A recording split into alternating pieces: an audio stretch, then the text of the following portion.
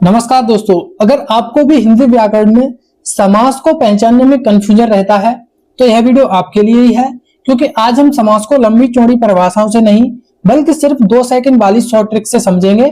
तो चलिए बिना समय गवाए शुरू करते हैं। चलिए सबसे पहले समझते हैं कि समास क्या है। तो समास का अर्थ होता है संक्षेपीकरण, यानी जब 2 या 2 से अधिक शब्द मिलकर के एक नए और सार्थक शब्द का निर्माण करते हैं तो उसे समास कहते हैं। अब समास के कुछ भाग भी होते हैं, जिसमें पहला भाग है समस्त पद और दूसरा है समास विग्रह। तो सबसे पहले हम देखते हैं समास पद को। तो समास पद वह पद होता है जिसमें समास के नियमों से बना शब्द हो, जैसे राजपुत्र। अब समास विग्रह क्या होता है? तो इसी सामासिक शब्दों को अलग अलग करना, जैसे कि राजा का पुत्र, यह समास विग्रह कहलाता है। अब देखिए समास के मुख्य 6 प्रकार होते हैं, जिन्हें हम ट्रिक से समझेंगे। तो सबसे पहले वे प्रकार देख लेते हैं। तो समास के कुल 6 मुख्य भेद हैं। पहला है अव्ययी भाव, दूसरा तत्पुरुष, तीसरा कर्मधारय, फिर द्विगु, द्वंद्व और बहुब्री। चलिए पहला है अव्ययी भाव समास। अब अव्ययी भाव समास की हम ट्रिक देखते हैं। ट्रिक है कि इसका पहला पद उपसर्ग या अव्यय होता है, जैसे यथा, प्रति, भर, आ, अनु, हर और बे। ये शब्द दोस्तों आपको याद कर लेने हैं। ये जो शब्द हैं ये अव्ययी भाव समास में सबसे पहले लगे होते हैं। या एक और बात है कि एक ही शब्द 2 बार रिपीट होता है। इस अव्ययी भाव समास में क्या होता है कि एक ही शब्द 2 बार रिपीट होता है। चलिए उदाहरण देखते हैं। उदाहरण है कि प्रतिदिन। तो प्रतिदिन में देखिए जो उपसर्ग लगा है वो प्रति लगा है, और जब इसका विग्रह करेंगे तो इसका विग्रह हो जाएगा प्रत्येक दिन। अब देखिए दूसरा है यथाशक्ति। यथाशक्ति में आप देखिए जो अव्यय शब्द लगा है वो लगा है यथा, और जब इसका विग्रह किया जाएगा तो इसका विग्रह होगा शक्ति के अनुसार। तीसरा है भरपेट। तो भरपेट में आपको भर शब्द सबसे पहले दिखाई दे रहा होगा, जो कि हमने यहाँ पर बताया है। तो भर शब्द देखिए इसका जब विग्रह करेंगे तो इसका विग्रह होगा पेट भर के। अब चौथा है कि आजन्म। हमने बताया था कि आ उपसर्ग लगा हो तो वहां पर अव्ययी भाव समास होगा, और इसका जब विग्रह करेंगे तो ये होगा जन्म से लेकर। 5वां है रातों रात। यहाँ पर देखिए एक शब्द 2 बार रिपीट हुआ है, जब इसका हम विग्रह करेंगे तो विग्रह होगा रातों ही रात में। अब लास्ट है बेकाम। हमने यहाँ पर बताया था कि बे लगा हो तो अव्ययी भाव समास होगा, तो यहाँ पर जब इसका विग्रह किया जाएगा तो विग्रह होगा बिना काम के। तो दोस्तों ध्यान रखिए, अव्ययी भाव समास को पहचानने के लिए आपको ये शब्द याद रखने हैं, यथा, प्रति, भर, आ, अनु, हर और बे। और एक ही शब्द 2 बार रिपीट हो तो समझ जाना यहाँ पर अव्ययी भाव समास होता है। चलिए दूसरा देखते हैं। दूसरा है तत्पुरुष समास। तो तत्पुरुष समास को जब हम खोलेंगे, यानी उसका जब विग्रह करेंगे तो उसके बीच में कोई ना कोई कारक चिन्ह आपको जरूर दिखाई देगा। तो यहाँ पर देखिए उदाहरण देखते हैं। पहला है राजपुत्र। जब हम इसका विग्रह करेंगे तो इसका विग्रह होगा राजा का पुत्र। तो यहाँ पर देखिए आपको का दिखाई दे रहा होगा, जो कि एक कारक चिन्ह है। अगर आपको बीच में कहीं कारक चिन्ह दिखाई दे जाए तो आपको आंखें बंद करके और तत्पुरुष समास को टिक कर देना है। अगला देखते हैं। अगला है रसोई घर। जब विग्रह करेंगे तो विग्रह होगा रसोई के लिए घर। तो यहाँ पर देखिए के लिए एक कारक चिन्ह है, तो यहाँ पर भी तत्पुरुष समास रहेगा। अगला है गगन चुम्बी। विग्रह करने पर आएगा गगन को चूमने वाला। तो यहाँ पर देखिए आपको का कारक चिन्ह दिखाई दे रहा होगा। चलिए अगला देखते हैं भयभीत, यानी भय से भीत, यानी भय से अलग। तो यहाँ पर आपको से कारक चिन्ह दिखाई दे रहा है। अब पुरुषोत्तम देखते हैं। पुरुषोत्तम का जब विग्रह करेंगे तो इसका विग्रह होगा पुरुषों में उत्तम। तो यहाँ पर आपको मैं दिखाई दे रहा होगा। अब लास्ट है हमारा देशभक्ति। तो देश के लिए भक्ति, जब इसका विग्रह होगा तो क्या होगा देश के लिए भक्ति, यानी यहाँ पर भी आपको के लिए कारक चिन्ह दिखाई दे रहा होगा। बस आपको ये शब्द याद कर लेने हैं। जहां कहीं भी आपको का, की, के, को, से या के लिए, मैं, पर ये शब्द दिखाई दे जाएं तो वहां पर आपको तत्पुरुष समास टिक करना है। चलिए तीसरा देखते हैं। तीसरा है कर्मधारय समास। कर्मधारय समास की ट्रिक ध्यान रखिएगा। इसमें क्या होता है कि जो पहला शब्द होता है वो दूसरे शब्द की विशेषता बताता है। और एक और बात है, जब हम इसका विग्रह करते हैं तो इसके बीच में हमेशा है जो या के समान आता है, ये आपको ध्यान रखना है। तो चलिए उदाहरण देखते हैं कि पहला शब्द है चरण कमल। तो जब चरण कमल हम इसका विग्रह करेंगे तो कमल के समान चरण, इसमें क्या हो रहा है, जो पहला शब्द हो रहा है वो दूसरे शब्द की विशेषता बता रहा है। और देखिए इसके बीच में के समान भी शब्द आया है जो कि हमने अभी बताया था, तो यहाँ पर कर्मधारय समास रहेगा। अगला है महापुरुष।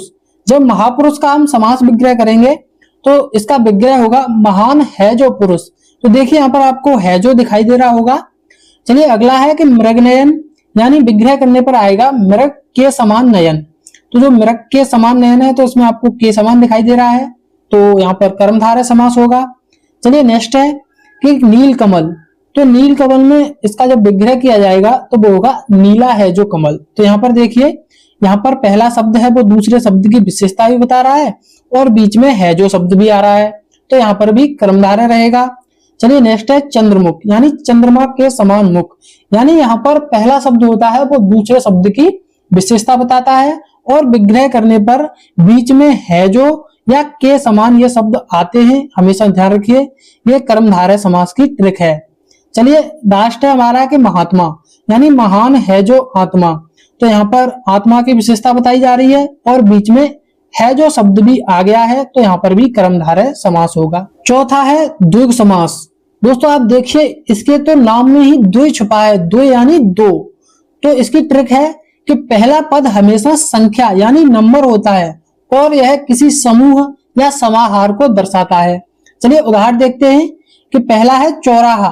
तो आपको यहाँ पर दिखाई दे रहा होगा जो चौराहा शब्द में, उसमें पहला शब्द क्या लगा है, चौ, यानी जब इसका हम विग्रह करेंगे तो ये होगा चार राहों का समूह।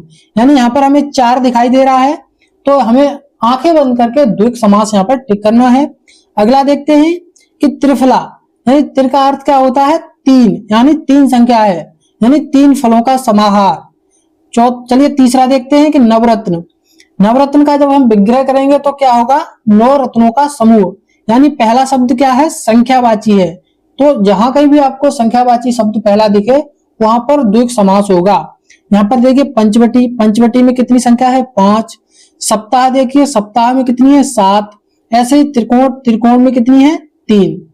तो यह है ट्रिक द्विग समास की, जिसमें पहला पद संख्यावाची शब्द होता है, ये हमेशा ध्यान रखना है। चलिए पांचवा है द्वंद्व समास। दोस्तों द्वंद्व समास से आपको याद आ रहा होगा प्रतिद्वंदी, यानी एक दूसरे के हमेशा विपरीत। तो चलिए इसकी ट्रिक देखते हैं। इसमें क्या होता है कि इसमें दोनों पद प्रधान होते हैं अथवा बीच में योजक चिन्ह होता है और विग्रह करने पर और या शब्द लगता है। तो देखिए जैसे शब्द है माता पिता, तो जब माता पिता देखेंगे तो बीच में योजक चिन्ह है और जब विग्रह कर रहे हैं तो माता और पिता, यहाँ पर देखिए विग्रह करने पर और शब्द लगा है। चलिए नेक्स्ट है कि रात दिन। अब जब रात दिन का हम विग्रह करेंगे तो रात और दिन, और ये एक दूसरे के विपरीत यानी विलोम भी हैं। और अगला है पाप और पुण्य। तो इसका जब विग्रह करेंगे तो पाप या पुण्य, यहाँ या शब्द दिखाई दे रहा है और इन शब्दों के बीच में योजक चिन्ह भी लगा है, सभी के, आप सभी के देख सकते हैं योजक चिन्ह लगा है। और जब हम विग्रह कर रहे हैं तो इनके बीच में और अथवा या शब्द आ रहे हैं, इसीलिए इसकी ट्रिक यही है कि बीच में और या विग्रह करने पर या शब्द आए तो वहां द्वंद्व समास होता है। तो दोस्तों लास्ट है बहुब्री समास। इसकी ट्रिक देखते हैं कि कोई भी पद प्रधान नहीं होता है और इसके दोनों पद मिलकर के किसी तीसरे अर्थ या देवी देवता का बोध कराते हैं। चलिए इसका पहला उदाहरण देखते हैं। पहला उदाहरण है लंबोदर, यानी लंबा है उदर जिनका अर्थात श्री गणेश। दशानन, 10 है आनंद जिसके अर्थात रावण। चक्रपाणी, चक्र है हाथ में जिसके यानी विष्णु जी। और पीतांबर, पीले हैं वस्त्र जिसके अर्थात श्री कृष्ण। और नीलकंठ, नीला है कंठ जिनका अर्थात शिव जी। और चतुर्भुज, 4 है भुजाएं जिसकी यानी विष्णु जी। अब यहाँ पर हमारी समस्या आती है कि नीलकंठ में बहुब्री समास है या कर्मधारय समास है। तो इसे क्लियर करने के लिए चलिए आगे देखते हैं। अब दोस्तों परीक्षा की दृष्टि से ये बात ध्यान रखें, अगर परीक्षा में नीलकंठ शब्द आ जाए और उसका विग्रह दिया हो कि नीला है जो कंठ, तो वहां पर कर्मधारय समास होगा। अगर वहीं ऐसे दिया हो कि नीला है कंठ जिनका, अर्थात भगवान शिव, तो यहाँ पर बहुब्रीहि समास रहेगा। अगर परीक्षा में केवल नीलकंठ शब्द दिया है तो आपको हमेशा बहुब्रीहि समास को प्रधानता देनी है, ये बात हमेशा ध्यान रखना है। अगर नीलकंठ और पीतांबर, कमलनयन और दशानन ऐसे शब्द आ जाएं जो कि तीसरे शब्द की ओर इशारा कर रहे हो तो हमेशा बहुब्रीहि समास लगाना है, अगर समास विग्रह परीक्षा में न दिया हो तो। अगर परीक्षा में अगर समास विग्रह दिया है तो उसके हिसाब से ही लगाना है, ये आपको ध्यान रखना है। तो ये थी समास पहचानने की ट्रिक। अब आपके लिए आज का सवाल है कि नवग्रह और दाल रोटी में कौन सा समास होगा। अपना जवाब कमेंट सेक्शन में जरूर दीजिए और आपको यह वीडियो अच्छी लगी हो तो इसे लाइक करें और अपने दोस्तों के साथ शेयर जरूर करें और चैनल को सब्सक्राइब करना ना भूलें। मिलते हैं अगली वीडियो में, धन्यवाद।